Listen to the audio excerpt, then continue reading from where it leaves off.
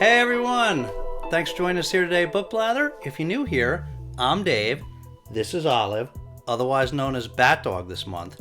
And we try to have a little fun while we talk about books of all types to help spread the joy of reading.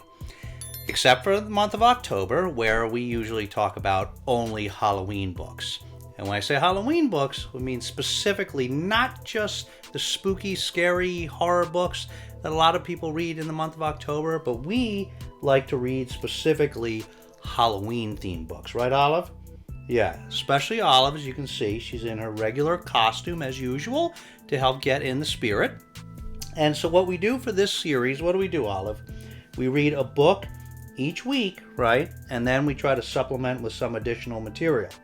So, right now we are recapping week 3. So we'll jump right into it. The book that we have read, the full book that we read for week 3 is All Hallows Eve by Richard Lehman. So this book was originally published in the mid-80s, right? 85, 86. This version was published in 1994. And this book was okay. So definitely not one of our favorites so far. Basically, what this book was about was we follow a couple of different characters. It is a very Halloween-y tale.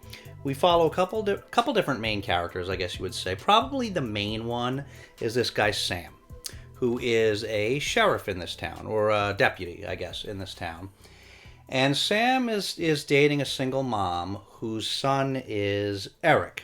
And Eric is he's a little bit of a troubled kid, a little bit socially awkward, doesn't quite fit in. And so Eric, Sam and Eric are probably the two most main characters in the story. But we meet a number of other people in the story. We meet this other girl so Eric is high school age. And so there's this other girl that he's like infatuated with, and this other girl that likes him, and so their little crowd, there's a couple of bullies. And then we meet a few different main adult characters who are part of the mystery of the story. And so a little bit of a suspense. So basically what happens is this story is centered around this house called, I think it was called Sherwood? The Sherwood House? Sherwood. The Sherwood House. And this is an abandoned house that many years ago a family had been brutally murdered in. And it's been abandoned ever since. And this particular Halloween is approaching this year, and there is a bunch of the kids have started to get invitations in the mail to a Halloween party at this house. And of course, it sounds pretty exciting. Who doesn't want to go to a Halloween party in a haunted, abandoned house where mass murders took place? But there is the girl that Eric is infatuated with is holding a competing Halloween party on the same day. So this provides a little bit of the drama. Eric wants to go to both parties. He's got reasons for both. Of course, there's a lot going on behind the scenes. And there is basically, as you would expect from a Richard Lehman book, there is lots of violence, lots of killing, lots of graphic depictions of that violence, and lots of sexual descriptions in it.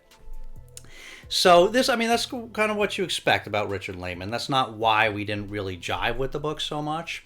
A couple problems with it. The first thing is that it was pretty poorly written, I think.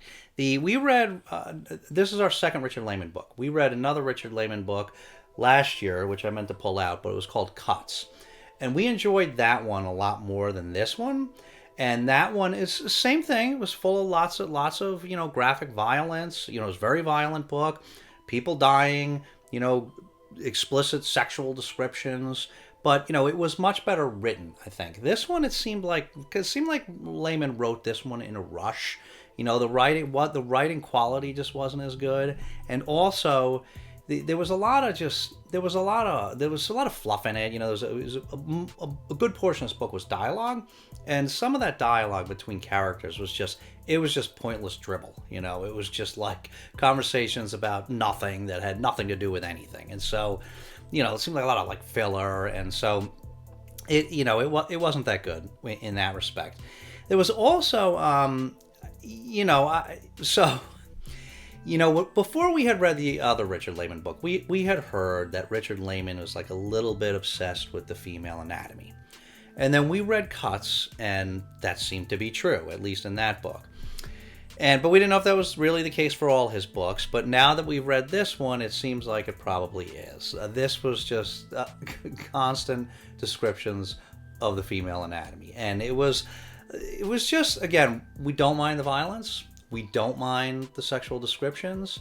We don't mind the graphic nature of books like this. I mean, we like reading that stuff. That's why we read these books. But this one was just, it was kind of the level of just stupid. And like, Lehman does seem to have a real obsession with that. Like, it's like anytime a woman like walked in the room, like if there was a male character there, the male character would like notice how her female parts were like pressing up against her tight clothes, like just over and over again. It was kind of like a little too much. It was really kind of overkill. So all that being said, we didn't have a horrible time with the book. It was okay. I mean, it was like the previous book that we read. It was pretty engaging, and it was a little addictive. It was really fast paced, really moved forward a bit, really accelerated towards the end, like really exciting ending. Ending was a little dumb, we thought, like some of the other parts of the book, but it was okay. Like I said, it wasn't. We didn't have a horrible time with it. I don't know that I would recommend this for a Halloween read. It was very Halloween-y because that's when it was taking place, and it was the haunted house and the kids dressing up, and it was taking place on Halloween or the night before Halloween, or I don't even remember. But but it was just, I think there's a lot of other Halloween themed books that we've read that we would recommend before this one. This one was just it was okay. So probably wouldn't recommend this one. But okay, so All Hallows Eve by Richard Lehman, that was the full book that we read this month. We supplemented with so we did a little bit of other reading. We supplemented with this. So this was a book we mentioned before. This is called October Dreams, a celebration of Halloween. Try to get it so you can make sure you can see the whole cover there. So this book itself was published, I think, in 2002 or 2000. Wait, I don't know, 2002. And so it has a lot of different short stories by some great writers. Peter Straub, Dean Koontz, Jack Ketchum, Ray Bradbury. So there's a lot of stories in here that are Halloween based, but then there's also a lot of Halloween memories by these authors, just little, like little essays that are like these authors' favorite Halloween memory. So neat little volume, or big volume. And so the last couple years, we've been meaning to read some stories out of this at Halloween time. So this is the first time we actually finally dragged it out and did it. So we read 2 stories in here this week. The first one was, the first one we read this first because our friend at DR Animations had mentioned it. And this was, what was the name of this story? Conversations in a Dead Language by Thomas Ligotti. Or Ligotti, I'm not sure how you pronounce it. So DR Animations have been talking about that as a really Halloween-y tale. If you're not familiar with DR's channel, it is a very unusual channel. It does a very unique form of silent animation. So if that's your thing, you should definitely go check that out. But I have it linked below. But he had mentioned this book. So I'm not sure why the story is called Conversations in a Dead Language. This was a story that was previously published in, what was it, Death Realm in 1989. Some of the stories in this were previously published, some were original to this volume. And so what that story is it follows, as with all short stories, we can't say too much, but it follows this individual who you see him, he's actually a local mailman.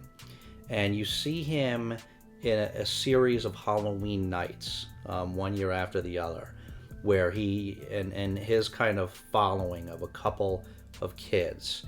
And so this guy is, he's an unsavory character. And so you see this, you see what happens for a couple of Halloweens in a row, culminating, in a final Halloween night. So you see actually 4 different times, but it tells a little more of a story behind it. It's very disturbing. The meaning of it, at least the ending, the meaning was a little nebulous to me. I think you could interpret it several ways. So I think it's a story that's well worth reading. It's an interesting story, especially if you like disturbing stories. Definitely Halloween based, because it was taking place on Halloween nights. And it's one of those stories it's neat to read to see what you think it meant and what you think the ending, what happened in the end. And we read another story in this book. This was called Lantern. I think this one was original to this volume, and this was Lantern Marsh by Poppy Z. Bright. This story, not so great. This story followed so there's this town that's there's a marsh there I think it was called Lantern Marsh. And everything in the town is kind of like, a lot of things are called this marsh or that marsh, and it's kind of like, that's kind of like their claim to fame, I guess. And everything is kind of centers around this marsh. And there are these lanterns in the marsh.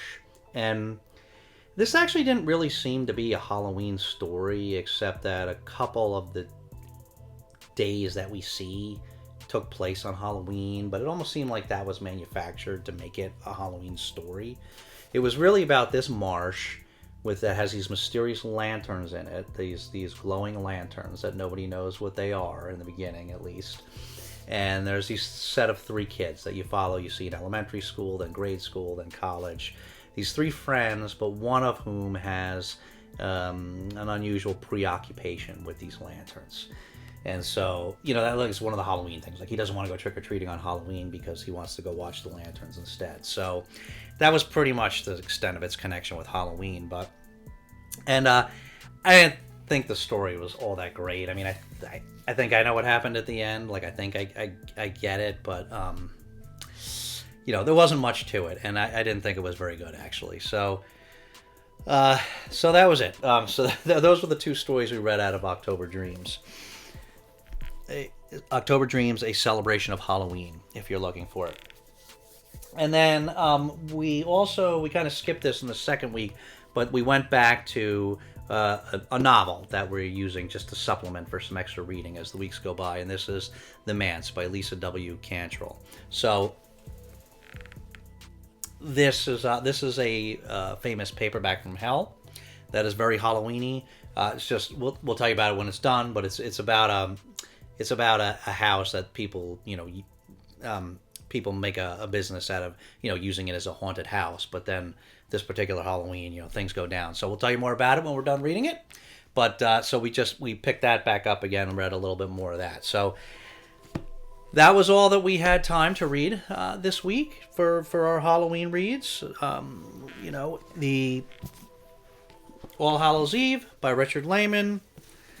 2 stories out of October Dreams, a celebration of Halloween, and a little bit more of The Manse by Lisa Cantrell. So we hope you guys are reading some good Halloween stuff. If you've read these, especially if you've read that Lehman book, I'd really like to hear what other people think about it, and if other people actually really enjoyed it and really liked it. But let us know if you've read any of these, or you're planning to read any of these, or if you have your own Halloween reads going. We hope you're reading some good stuff, whether they're Halloween themed or just some other scary, creepy stuff for the spooky season, whatever your pleasure. We hope you have some good stuff that you're going through this month and really making the most of this holiday. If you don't have anything substantive you want to leave, as always, you can leave olive a puppy emoji, or this month you're taking pumpkin, ghost, and witch emojis too, right? You like seeing them all this month? Yeah, she's pretty flexible this month with which emoji she gets, right? Yeah.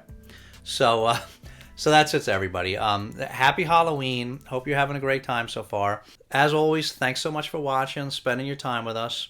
We'll see you very soon, but in the meantime, take care of yourselves and each other, and we'll see you next time.